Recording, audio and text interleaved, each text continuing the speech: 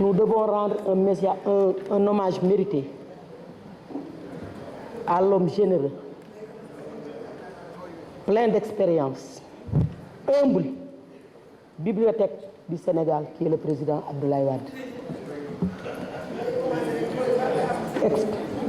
Monsieur le Président Abdoulaye Wade, on le remercie du fond du cœur d'avoir cheminé avec ses fils pendant 26 ans d'opposition et 12 ans de gouvernance.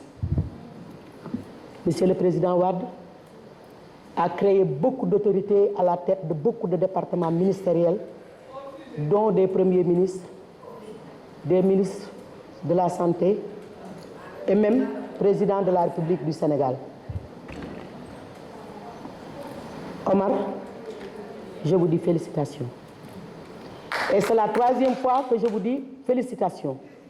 Vous avez été DG de la SICAP, ministre de la Pêche, ministre de l'Urbanisme sous l'ère de Wade.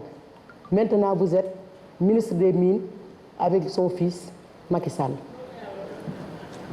Xam nga dafay am loo xam ne dañ ko war a éviter li ñu éviter mooy fii buñ calculer seet nombre bi fi nga xam ne Ablaye Wade ànd na ak ñoom rek daanaka tuutee fay des donc dañ ko war a rendre hommage sunu frère nga yàgg nañu comme ni ñu ko waxee doon nga suñ numéro 2 doon nga suñ cordeau seq ak ñun jàmm ci parti démocratique sénégalais xeex guddi xeex bëccëg fu ne dem nañ fa ak yow ci Sénégal mais Dieu en a décidé comme ça.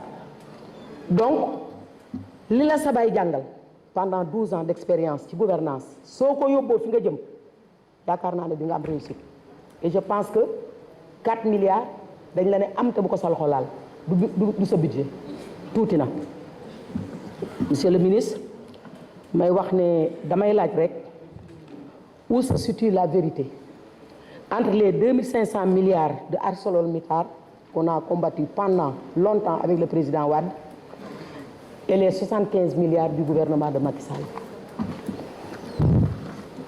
Monsieur le ministre, quand est-ce que la diminution du prix de la tonne de ciment, elle coûte 70 000 francs plus transport et chaque Sénégalais doit avoir un toit.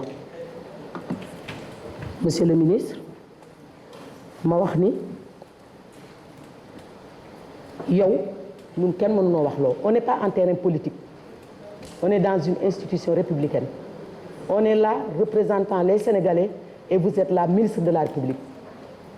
Donc liñ ci bëgg a dugal bokk ci ñu ngi lay souhaiter bon vent di la jox sa nuyoo baay ak sa rakk Karim Wade yàgg nañu lool Ablaye Wade nag xaw ma lu ma ko war a wax ndax lu ma ko war a wax rek réew mi wax na ko kon xaw ma lu may wax ci moom maa ngi leen di gërëm di leen sant.